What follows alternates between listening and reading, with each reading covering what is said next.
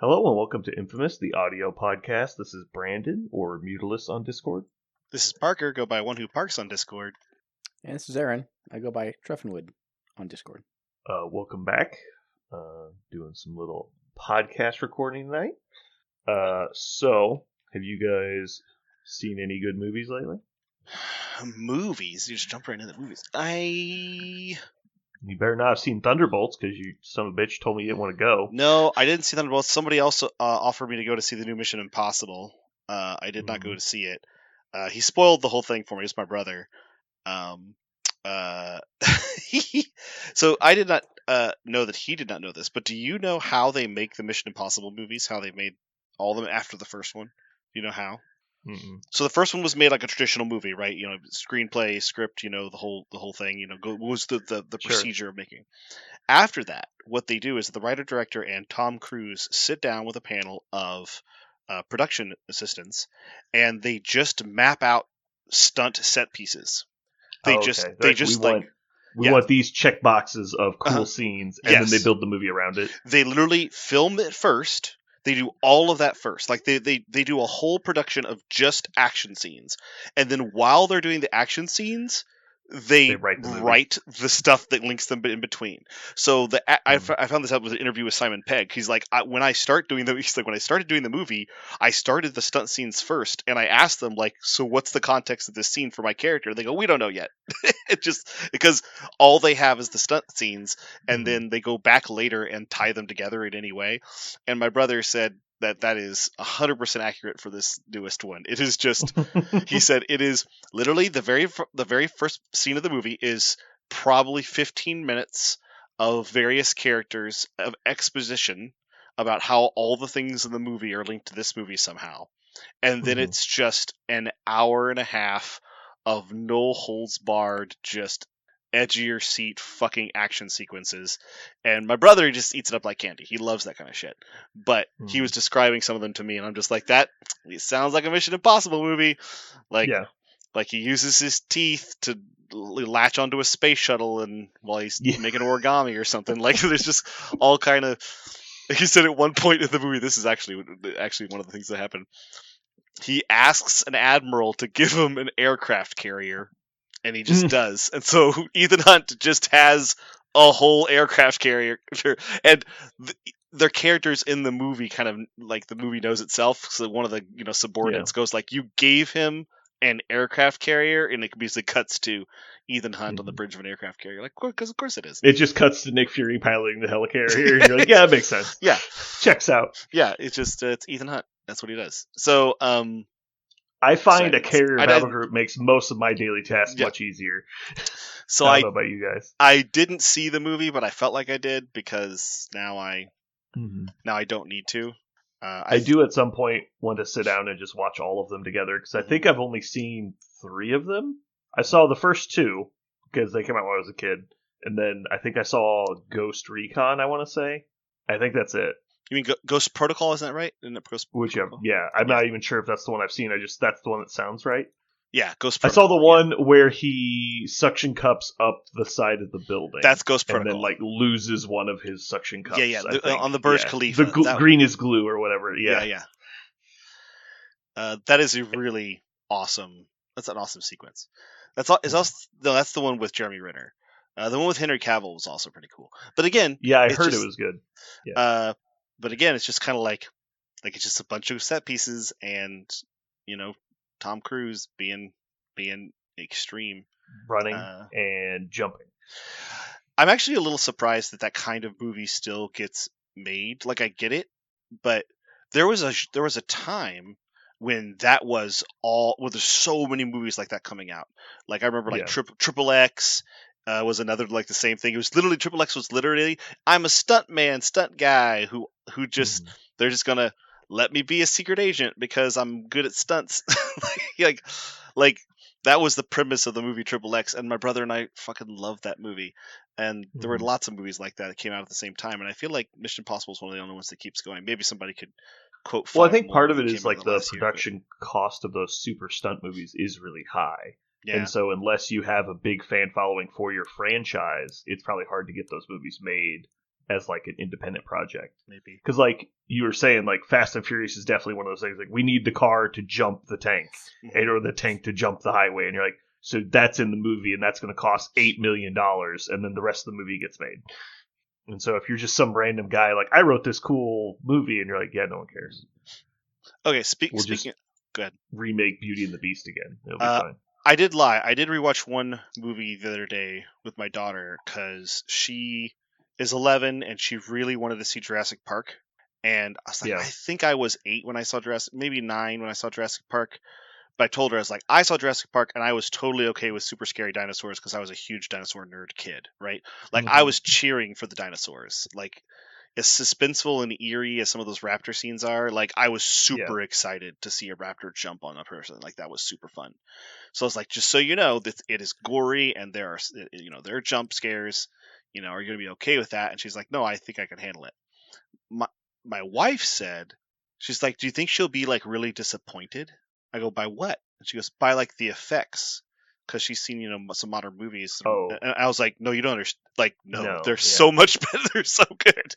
They hold up so hard. They're all practical effects. Yeah, they'll be fine. There are some some of them are fake, but they're enhanced. Right.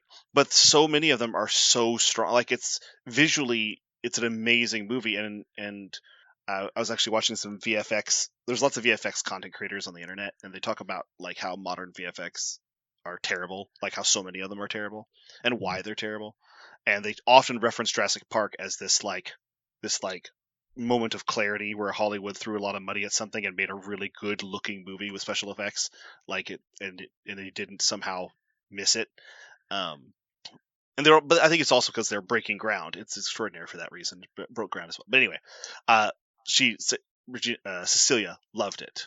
Regina, I wouldn't let her watch it. She's too little. But Cecilia. So for me, I think it's a lot about the special effects part of like having the CGI moments. Like all the close-up stuff is practical, all the far back stuff is CG'd, or obviously things that were just too big that they couldn't make. But it's that they knew what they were doing and they wanted to make it look very realistic. And so when you do that CG stuff, you can cover up the flaws in the system really well if you know what you're doing. And then other times, they don't put either the expertise or the work in, and they just go, I don't care, just force it in here. It's like, well, it's going to look terrible unless you do the work and you know how to hide the negative components of it. They're like, nope, just put a giant red dinosaur right here. And they're like, I get, okay. Like, and then other times you're like, well, how can we make this look as realistic as possible? And that's much easier if you go at it in the right way. One of the things they did is like, they're talking about the VFX thing is the people who were doing it were kind of, at the time they were handicapped by the lack of technology and experience with some of this stuff. And so they were conservative in some ways that ended up just becoming incredibly convincing. For example, when they debuted the Tyrannosaurus Rex, they put him in the rain, in the dark, right? So in the dark, in the rain, it's so much easier to render him and not notice the imperfections, or to have the giant animatronics and not notice the rubber. Like they did this on purpose. They were very specifically, but all it ends up doing is looking fantastic. Yeah. And then when they take that same model of T-Rex in the newest Jurassic Park movie and they put him in front of a fucking volcano in the middle of broad daylight, he looks bad because, well, your eye notices all the problems, right? Even though there's so much more fidelity and resolution, you can't not see it. But a lot of that stuff goes into painting as well. Like when you're doing simple painting concepts on a miniature, a lot of that same stuff is very important. Like, don't make the base brighter than the model because your eyes are drawn to bright colors. And so if whatever you make the brightest thing is the first thing somebody's going to look at. And so don't paint your worst parts of the model white because everyone's going to look at that part first. And it's just going to, ruin the effect that you're going for. Makes perfect sense. I also rewatched Dread. Well, yeah, obviously. I mean, you don't do that every week. I do it a lot. I love that fucking movie so much. I considered this the other day. It might be my favorite modern action movie. Like, from a modern sensibility, it's probably my favorite one. That movie is so fucking, like, square and tight. I love that movie. Yeah. Just like Yeah, just like the CGI. It's like it knew what it was trying to do, and it did the fuck out of it. Yeah. And you're like, yeah, do that. Yeah. But there's also like one of the things I love nuance in any kind of artistic, in any artistic endeavor where somebody could have gone for the cheap and easy thing, but they thought more deeply about it. They've spent a little bit more time on it, and the more I watch that film, the more I realize how much the cinematographer was caring, how much, audio editor was caring. Like, there's so many things about that movie that have a lot of really great, and maybe, from a watcher, I'm filling in and giving them more credit than they deserve, because that happens sometimes too. But I don't need the source material. I don't need to like the source material to think that movie is a really strong movie in general. Yeah. It's a good movie. Like, it's a well done. No, yeah, I love Dredd. Dredd's great. Okay, so Aaron, have you been able to watch anything? I have. Nice. Before we get to the watching, I've been playing quite a bit of Last Epoch, Monster Train 2, and then I have been staying up to about 3 o'clock in the morning watching My Role Model in his... My Role... Oh, something called My Role Model, but your specific role model. Yeah, no, my specific role model. Okay. Dr. Gregory House. Oh, boy. I tried to pattern my entire life after that, man. You'd already seen House, right? So I watched it as I was living life, before we got to the streaming age. So now I'm like, you know what? And now when you could just mainline it, it's totally different. So I'm I'm halfway through season 2 now, and I started like 3 days ago. And this is back when there were 22 episodes per season. So no, yeah, they're chunky. I've been staying up way too late watching these. Agreed. I like House. I know it's one of the formulaic shows, and I think it's fine because it's really easy to ignore the formulation stuff, because it's really just the framework to get the interactions that you want. I mean, because every good formulaic show is, yes. Exactly, because the reveal of what they have is so non-important. Like, half the time in the episodes, he's like, yeah, give them the thing. Like, and they just move past it. Like, who cares? We figured it out. That was the whole point. Like, the answer to the problem had nothing to do with the show. It's just, it's scenery. Yep. And so I think it's really good for that. And obviously, the character interactions on the show are great. Yeah, House is very funny. And I was surprised they were able to rotate in so many different other characters that all worked really well on the show over the life of the show. Yep. Obviously, I'm not to those characters yet, but yeah, we'll get there. Yeah. I was impressed back just watching season 1, like all the guests, the people who are sick are a lot of just like famous actual actors and actresses, and I'm like, okay, and I'm wondering, were they unknown then, and then they became known later, or were they known people who were doing, because they're young, like Robin Tunney and Kevin Spacey and LL Cool J, Michelle Trachtenberg. I don't know who that is. She's actually passed away very recently, but she was a Nickelodeon starlet. Okay. But yeah, in my experience on a lot of those shows, it's when the show picks up really quickly and becomes like I say, like Game of Thrones, for example, was like the most popular show for like a few years, and that was definitely one of the really over the top examples. But anytime a show is popular on network TV, a lot of times famous people will like ask their agent to get them on the show.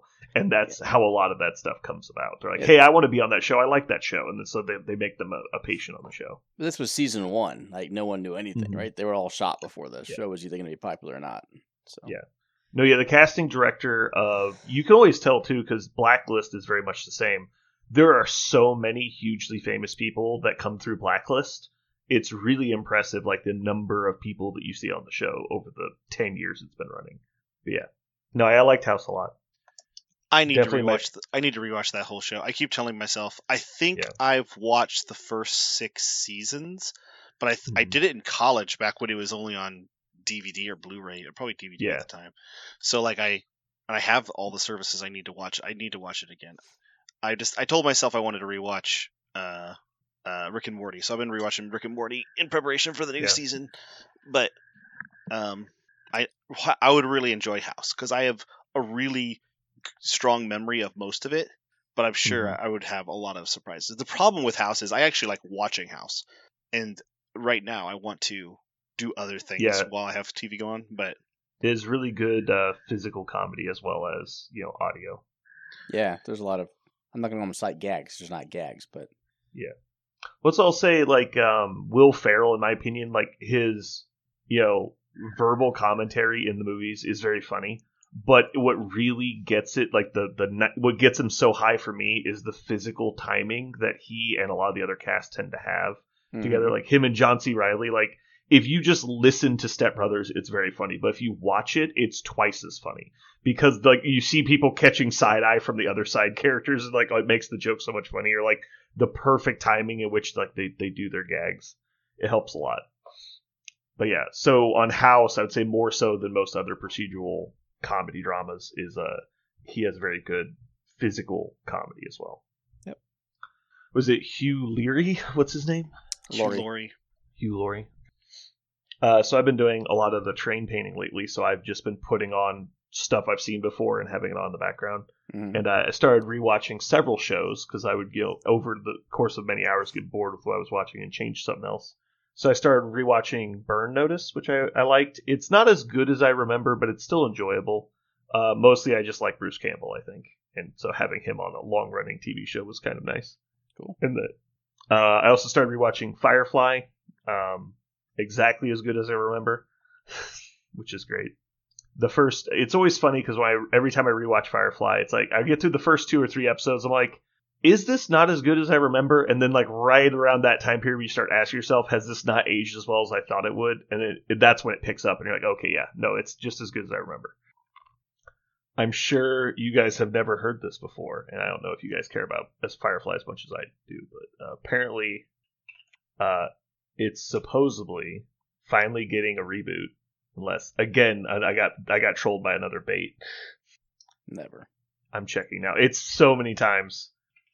That's one of the most popular ways to get clickbait on the internet is to say exactly, that. Right? So I specifically didn't click the article for that exact reason. According to this, it is accurate. At least it's in early production. And we'll see. I'm not going to put that out there unless it's actually going to happen, so we'll see. Anyway, let's see. What else have I watched? Oh, this is the part of the show that Aaron hates, but Parker will like. I watched a new anime. Kaiju number 8. I was really hesitant to watch it because it looked... Yeah. It was surprisingly good. What? Yeah, I know. Okay. It's kind of like it's not my favorite. It's fine, but it's literally just like Pacific Rim meets Tokyo Ghoul. Okay. I don't know. It's very weird. Did you watch Tokyo Ghoul? Yeah, Tokyo Ghoul's... Yeah. I wasn't super excited about Tokyo Ghoul. It was... Yeah. I love the art direction. I love like the style they chose. It was just the super macabre. I'm not really big into macabre stuff, so it was fine. But no, yeah, and then the 3rd season, which is just like a totally different show. It's very weird. It's like literally a reboot of the same. I know it's just dumb. I couldn't even get through the 3rd season. It was so odd. But the first 2 seasons were really good. But anyway, Kaiju number 8 was surprisingly good, although it felt the show presents like they expect you to be surprised by what's happening. But I don't know if you've watched any anime, it's extremely obvious what's going to happen at all times in the show. And so it's kind of tropey in that regard, but it was done pretty well, and the characters are interesting. But yeah, it appears to be that the first season is over.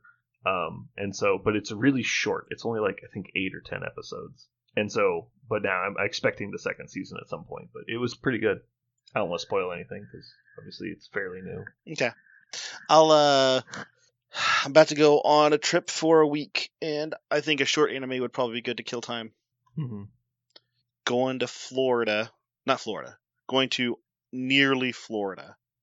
Technically Alabama. In that little bitty part of Alabama that like touches the Gulf.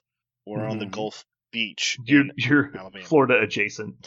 Yeah, Florida / Louisiana. Like there's, if we go 10 miles in either direction, we are in one of those other 2 states. But yeah, we're going to. My parents are taking the whole Guidry clan down there, so they're renting a condo, big condo for all of us. Is your whole family going? Mm-hmm. Is it like your family or like your immediate family? Just everybody. My brother's family, my parents. Those are who's going. Okay. So my brother has 4 kids, and 4 girls, and I have my 2. So it's gonna be 6 little girls and 6 adults, so 12 people. You and your brother only have girls. Mm-hmm. Interesting. I didn't know that he also only had girls. Yeah, he has 4 girls, and I have 2. And it reminds me of Cecilia's the oldest. Mine is the oldest. Yeah. Reminds me of my family because one of my cousins has 6 girls and my other cousin has 7 boys. And it's just like, guys, wow. What the fuck happened? Because they both said, bizarre. Well, we're just trying for a girl/boy. Uh-huh. We want at least one of each.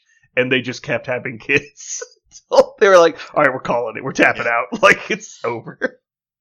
And then, of course, the other 2 of the 4 siblings each have 1 and 1. It's just like, fuck you guys. Yeah. Yeah, I only wanted girls. Cameron only wanted girls. I think Sarah only wanted girls. The only one, my sister-in-law, I think she wanted a son. She wanted a son, but it didn't happen. She had 4 girls, but she makes do. It is gonna be an interesting time with all of us down there. The 2 parents. So the 4 parents, like me and my brother, my sister-in-law, and my wife, we all get along very well. The kids are all get along very well. Like, that won't be the problem. My mom is a saint. She is amazing. My dad... She's not going to watch this. You can say whatever you want. My dad is going to be a trip. We're going to see what this is like. There is, I think, equal chance that he is an absolute fucking nightmare, like, for 7 days in a row. Or he's a perfectly palatable human being. I'm not sure what we're gonna get. Is he gonna be able to relax, basically? Yeah, that's what it is. Like, Can he just chill the fuck out? Like, it's because he is always massively impatient and incredibly selfish, and he does not get along with everybody in the family. He's the only one who doesn't because of those 2 character flaws, and so we'll see. We'll see how well this goes. My guess is because he's so massively impatient, he just won't want to do any of the stuff we're doing. So I think he's just going to do what he usually does at home, only he'll do it, in Alabama, which is sit in front of the TV, and that'll be basically it. But I think that's what'll happen, because I think if he tries to do anything like a vacation with us, he's going to be so just miserable and he's going to make everyone else miserable, or just try to leave. We'll see how it goes. As a child, I never went on a vacation with my father. I only went on chores with my father. Mm-hmm. We took quote unquote trips to Louisiana to see the rest of my family. That's where he's from, and that's what it was. It was a chore. It was just a 7-day long chore that we would go down and we would work really hard on something, and then we would come back and we would probably do vacation-y things like 15% of the time. The rest of the time we were actively working on, something at my grandmother's house. Yeah, my dad doesn't do vacations. So we'll see. We'll see how this goes. Wish me luck is all I'm going to say. I'll give you a report when we get back. Mm-hmm. So on the video game side, I've played a little bit more 7 Days to Die.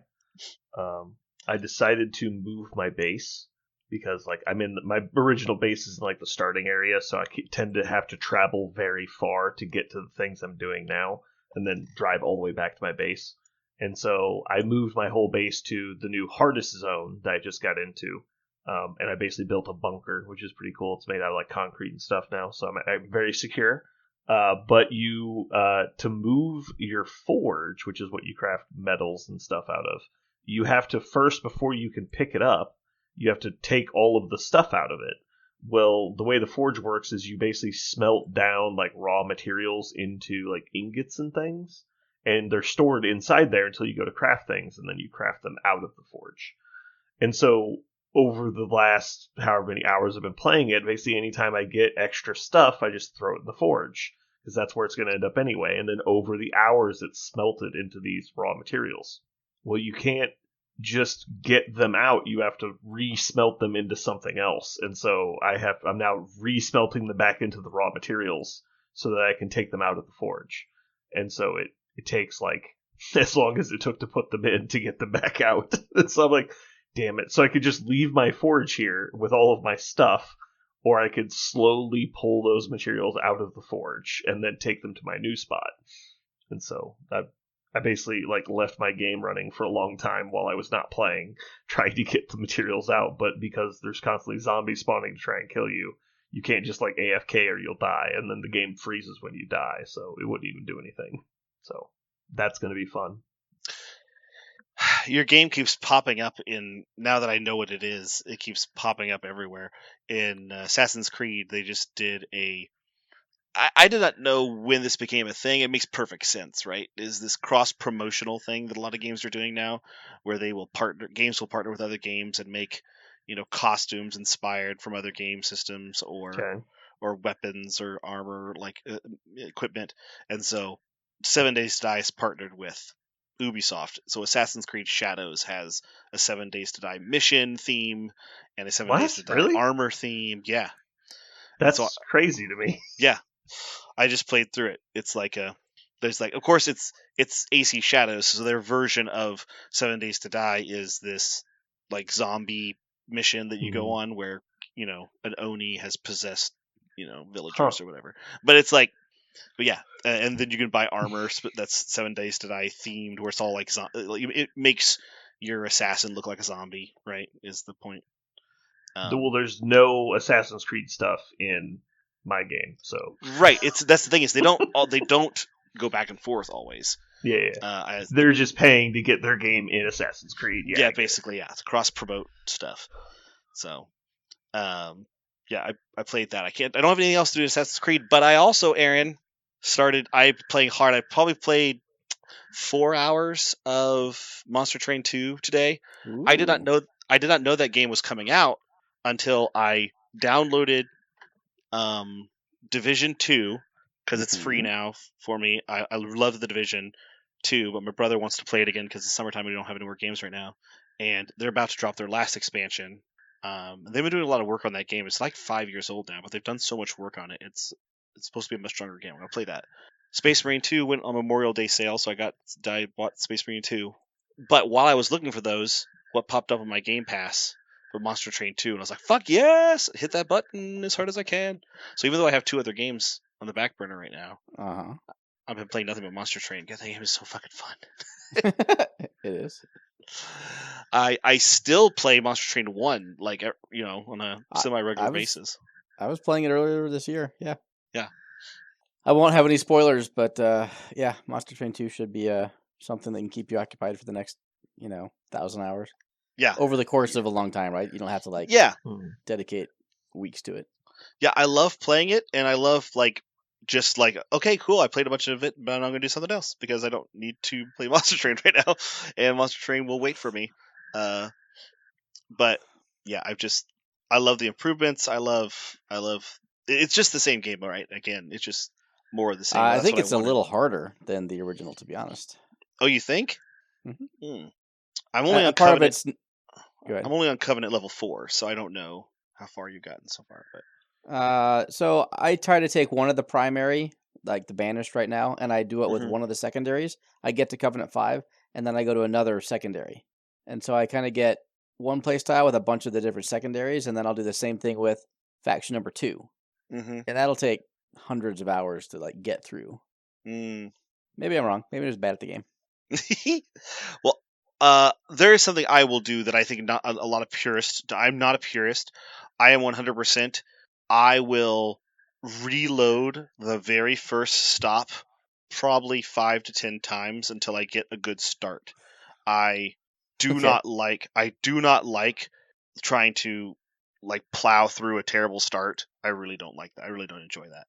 It just doesn't. I don't enjoy it. So sure. I will wait for a favorable. I don't need to be perfect or broken. I just need it to be not ass. And so if I have once I play the first encounter, right, the first actual thing, I keep going and I lose or win. But I will reload the very, very opening selection until I feel like I can succeed with one or I got a good start. But fair enough. And I'm guessing I would just lose a lot more often because those bad runs would probably just turn into losses if I played them out. But I feel like I still lose enough. Like I've lost like 3 or 4 times, even trying to reset it a couple times to get a favorable start. It's your time, right? Yeah. You interact with the game however the hell you want to. Yeah, I really enjoy the game. I probably spent on the final boss encounter. I probably spent 45 minutes on the final boss encounter game because I was like, oh, I'm so close. I know if I just got this reset and this multiplier, if I could probably just like race to the boss's health before the final rounds actually, because I realized it was the corruptor boss, the one that like puts corruptor debuff on your guys, and the kind of deck I built did not have deep health or armor, and so I was just dying every time. I kept restarting the mission. And I'm like, okay, maybe I can do this way, maybe I can do this way. But I had tons of hand manipulation things, so I could run infinite different hands, you know, permutations of the game. And so I kept trying to do different things, and I eventually was like, you know what? Fuck it. I'm just going to stack Pyrogel. I was running a Pyrogel deck, and I'm just going to stack 80,000 Pyrogel on this fucker and just hit him with a couple spells and see if he dies. And it worked. But it was like I said, it was about 45 minutes to an hour of just playing that mission over and over and over again, looking for the win. I love that about the game. I love it that once you set up a deck, you know, if you want to, if you feel like you got it, you can keep trying until you get it. And I really like that part of the game. Cool. Is Monster Train your go-to game right now, Aaron? The past week it's been between that and Last Epoch. They're very different games. Like Last Epoch's an ARPG, and I'll play that for like 12 hours. And if I want to just fuck around for anywhere from half an hour to, you know, a couple hours, then you can put Monster Train in. So I've been going back and forth between the two of them. Cool. So I saw you guys recorded some Judgment podcasts today. We did. Your hiatus is over? Yep. It was good to take a break and not feel like we had to do it every week. But there's a tournament last weekend. There's stuff to talk about. Very cool. Park, you're in for D&D tomorrow, right? Not tomorrow. Not tomorrow. Friday. It's tomorrow. Don't tell me it's tomorrow, because I'm gonna sleep once between now and then, so it's tomorrow. I am in for D&D. I am excited for D&D. I still haven't picked a fucking feat though. Oop, sounds like somebody lost a foot. I don't want to talk about it here because I think it's probably lame content, but I am excited to pick one, and I asked the internet. I was like, internet, what are good feats in D&D 3.5? Don't do that. Don't do that. And I know you told me not to do that because the internet's wrong about a lot of stuff. And so it's not only wrong, but best case scenario, it'll give you too many good options. Because the whole point of role-playing games is that your character is your character. And so even if there's a optimistical best thing you could have functionally, that might not be what your character wants to do. Or it might not properly represent your character in the game. Technically speaking, the best feat you could probably take would be power attack, but that's not what your guy wants to do, so it doesn't make sense. That's really interesting to hear you say that. I just listened to a podcast the other day about D&D, and specifically the idea was the point of the podcast. There's a podcast segment where these called Contested Role, and he always has a guest on who's usually another GM, and he challenges the other GM to pick any topic in any position, right? And he will debate the other side. And so he had this guest star on, and she said, I think that min-maxing is actually good for the game, and I don't understand how people complain all the time about min-maxers. And because she's also a public figure in D&D, people constantly message me and say, I have this trouble with this min-maxer in my game, and min-maxing has acquired this really negative connotation. And both her and the guy who runs the podcast, Brendan Lee Mulligan, were basically he tried to take the opposite position, but he struggled to do so because he agrees with her. Right? It's this idea that if you are frustrated that somebody else is efficiently interacting with the rules of D&D, and that is makes you upset, get good. Is kind of their response. Just learn what works well in D&D, and do those things, or be okay with the fact that your character is not optimized, right? If you are frustrated by people who read the rules and understand the game, why are you upset? That's what. No, yeah, I think this is a great topic. And Aaron, feel free to jump in anytime. Obviously, you're not in the game, but like rules in games, so it's fine. The issue I have is not with min-maxing; it's with consistent power level within the group.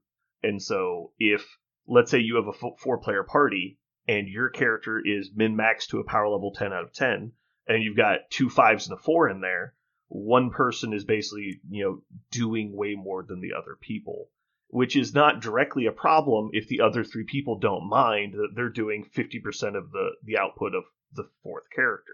Mm-hmm. But the problem arises when that takes into account more than just damage output. It's not that you are half the group's damage is 1/4 of its strength. It is that, well, what happens when your character is the tank, and now you have a tank that's twice as powerful as a normal tank would be in a party of this strength level. Now you're basically invulnerable and everybody else is fragile.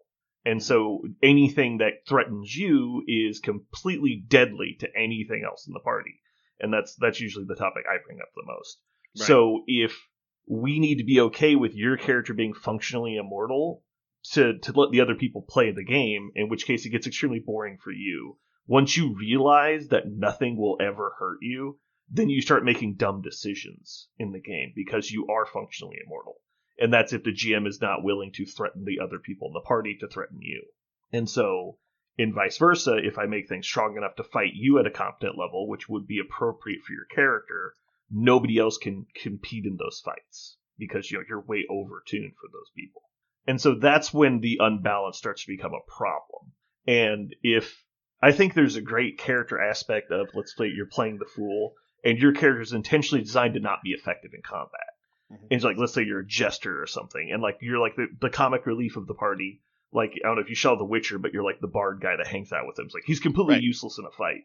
And maybe that's part of your character, and as long as the party's okay with that, like you're kind of just hanging out with them, and they get into a fight, you cover your heads and run around screaming and like wait for the fight to be over. And that's what your character does. But maybe in social environments, you're much more useful. And so like that would be fine, as long as like the party's okay with that as an archetype. But if you've got basically 3 dead weight people and one person who's Superman, that's not fun for the other people at the game generally. And so if one person is maxing out their potential, but that's not what the party wants to do, that's the one person's problem. Well, I think specifically, we don't have to think hypothetically. We talk about our game. I think a lot of the people at our table are looking for the strongest version of their character, right? I don't think definitely not. You don't think so? You think people are actively taking the bad idea, like they're taking incomplete characters, or like 100%.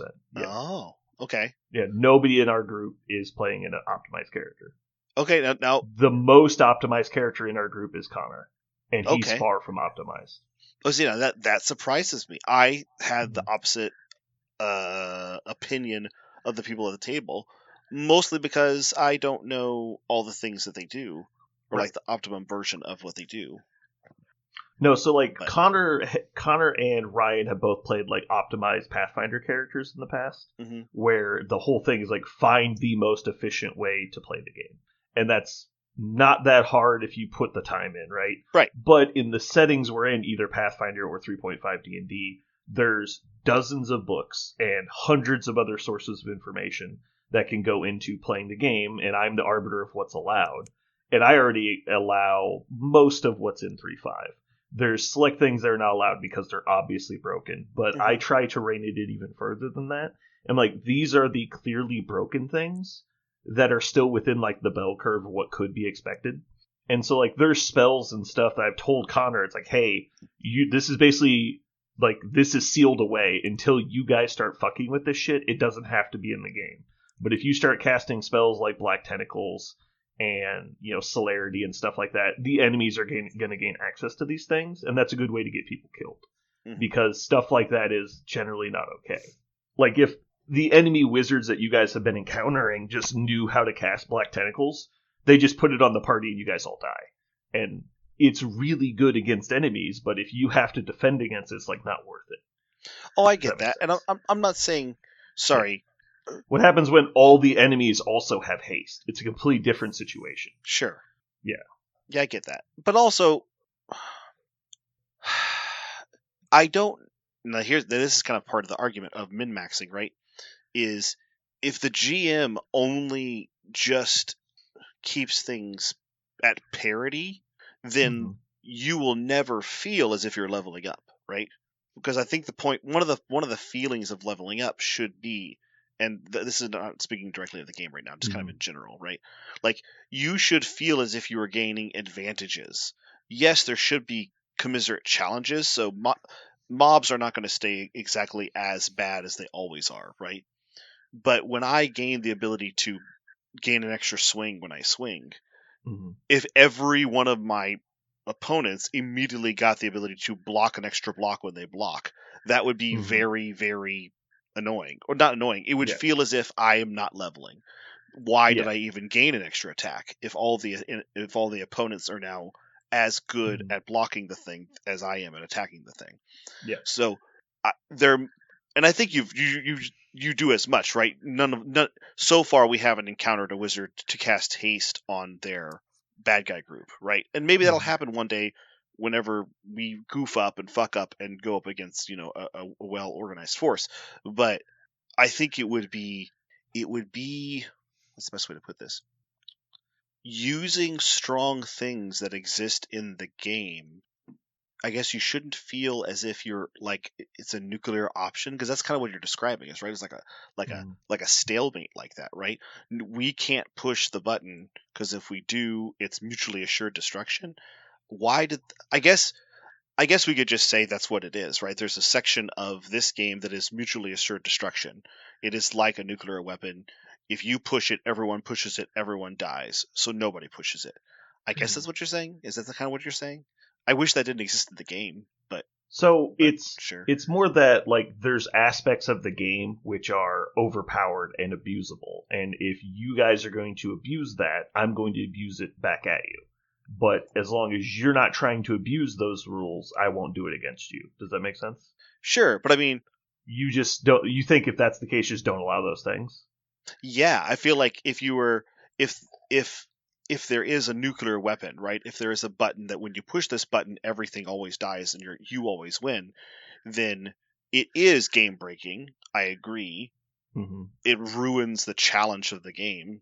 So it does seem a little odd that you would even. Let's just use the example because you're not experienced with the things we're talking about. So let's just change the discussion to haste, which I think is fair because you're familiar with haste. Yeah. Well, if we just said the same thing about haste, it's like haste is the best buff in the game. If you guys are going to cast haste every combat, my enemies are going to cast haste every combat. And then everyone will just have haste all the time. But I'm giving you the choice on if we're going to do that or not. I think it's better for the players to have the choice than me to say, no haste. It's like, well, I wanted to build a character that needs haste. And I'm okay if the enemy has it if I get the thing I need. That's kind of the conversation, in my opinion. Yeah. And so it's up to you guys. If you would rather have, optimized hands-off, let's go, like full-bore D&D, that's fine. But, just understand that you're opening the door to both sides of it. I'm not going to play nice just because you guys have broken stuff. Oh, I think, and this is the other bit, which they did talk about in the D&D thing, is as a GM, I think your NPCs should absolutely be using the tools that ruin my attempt to beat you, right? Like, or you're playing a dumb AI, right? But you should, for example, one of the examples they used on the podcast was, my evil wizard has counterspelled a critical heal before, like a heal that was important. I counterspelled it because my evil, maleficent wizard is not going to doesn't want you to heal the paladin. It is looking at you, going like the guy, the cleric is running across the battlefield, trying desperately to get to the other guy who's down on the ground. It would be really silly for my dark lord to just stand there and go, I guess I'll let this happen. Now, if you as a party did something to distract him or whatever, of course that's your prerogative. But if nothing is happening, why would you assume that my character won't do the optimal thing in that moment that even if I'm playing, a bad guy. And I think that makes like perfect sense. I think that's totally fair. I think that logic is sound. And I guess maybe that's where I think it's not necessarily mutually for assured example, destruction. In the last game session we had, the Wraiths were attacking Connor. Mm-hmm. Connor falls down in the middle of combat.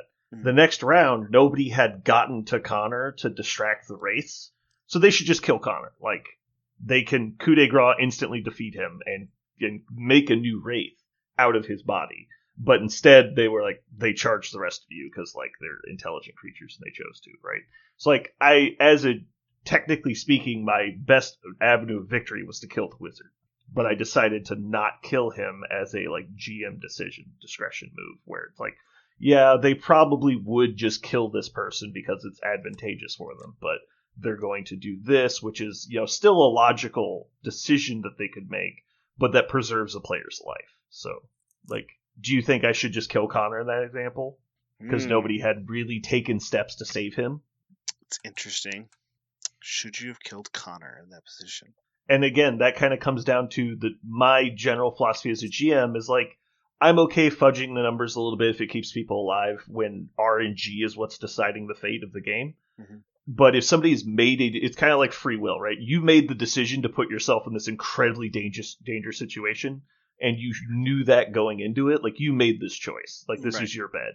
And so you're going to have to deal with it. Like, but if it's just like, hey, you failed 3 fort saves in a row that you should have made, like, is that really worth killing your character over? It's like, I don't really feel bad about that. No, I absolutely agree with you.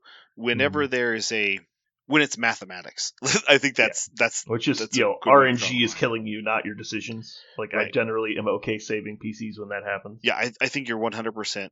I think you're 100% valid to do that. Now, I think some people might disagree that when fate bites you, that's the hand you were dealt. But I think a game is not just fate.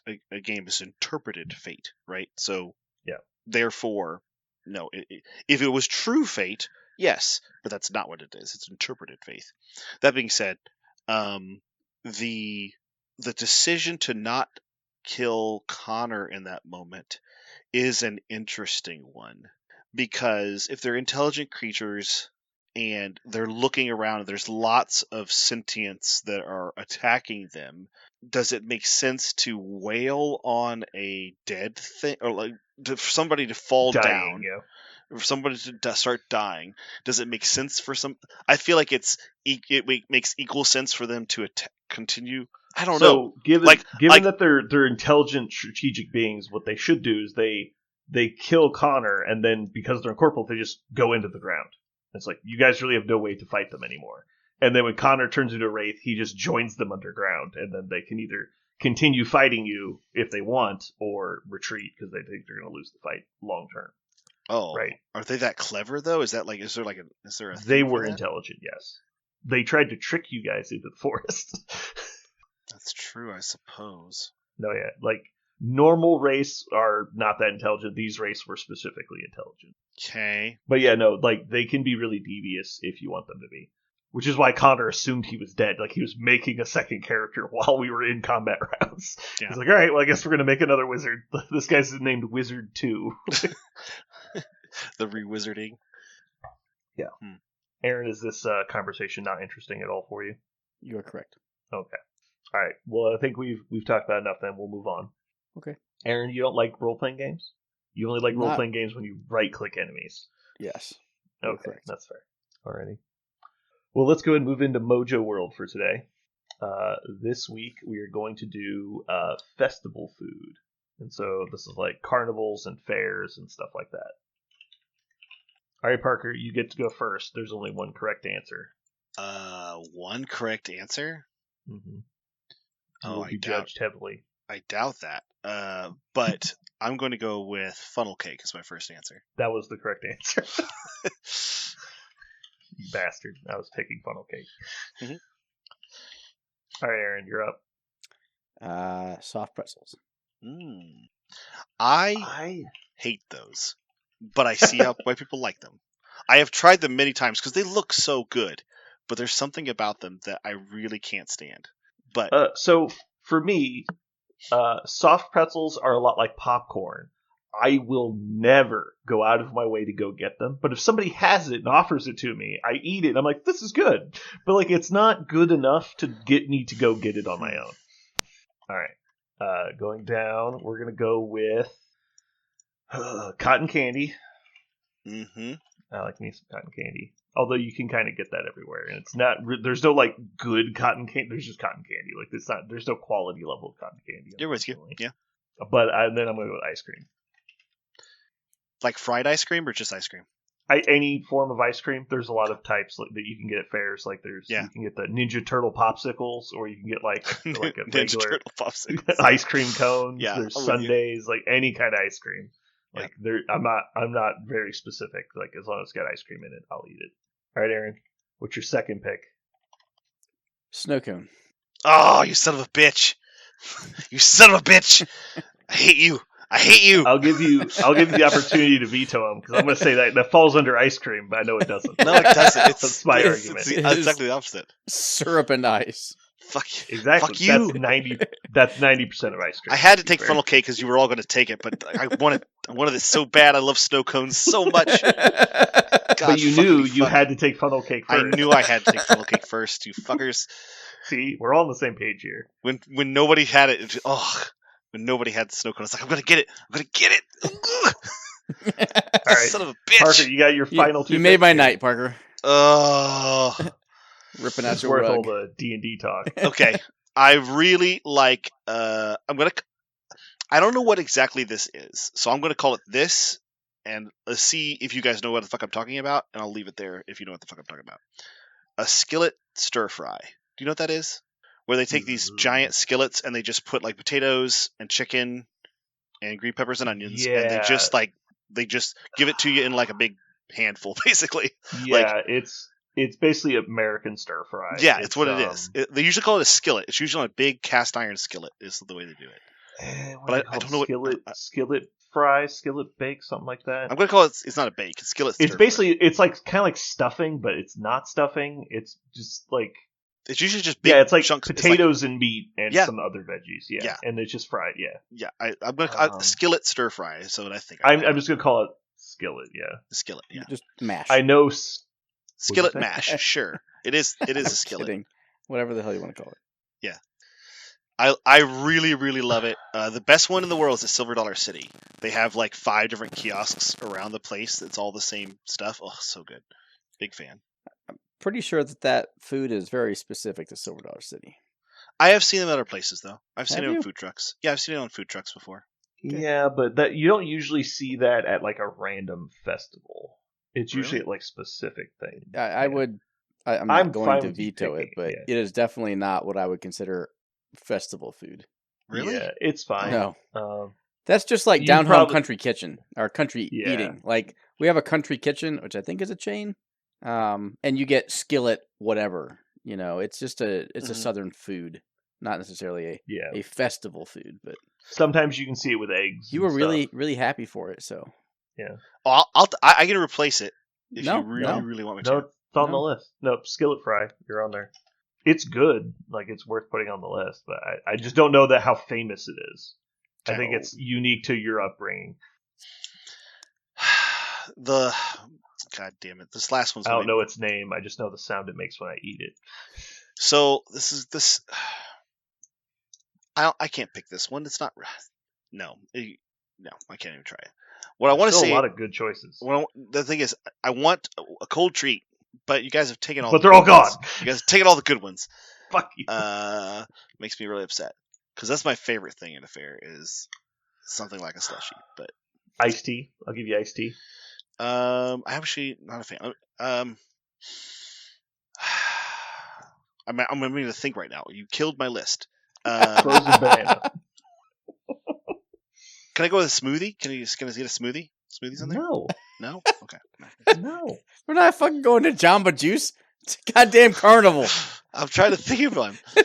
I'm trying to think of something cold you can get at fucking carnival. Overpriced bottled water. Lemonade. I will give you overpriced bottled water. Root beer. You usually have root beer, right? Root beer is usually something. Your favorite festival food is root beer. I do like it. God. Okay, God. You guys have taken the ones I get. You pick something else. Okay, the last one I'm going to pick, and you guys can ruin this if you want, is boiled seafood. Boiled crawfish is what I like. Usually, they do crawfish boils there, usually. Oh my God. You are definitely going to win this week. Oh, you're so bad at this. I had 4 things, and you guys took them all. So boiled crawfish. Parker, I'm sorry you got to go first and had first dibs at picking whatever you want and made a terrible decision. That's not my fault. Oh. All right, Aaron, what is your third pick? And please don't waffle around for like 20 minutes like this guy did. Corn dogs. Hey, good choice. That was very high up on my list of remaining things.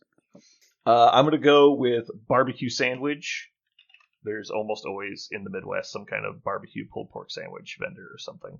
I was going to say barbecue in general, because like ribs are delicious, and you can usually get ribs at a festival, but I'm going to say specifically sandwich. All right. Cool. Well, hopefully you guys enjoyed this week's episode. This has been Brandon, Parker, and Aaron. And you just listened to Root Beer.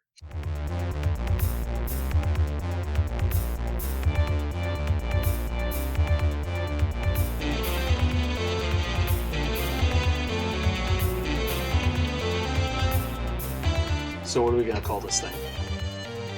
I got it. Okay. Incredible, new, fantastic, astonishing, mighty, original, uncanny, sensational podcast.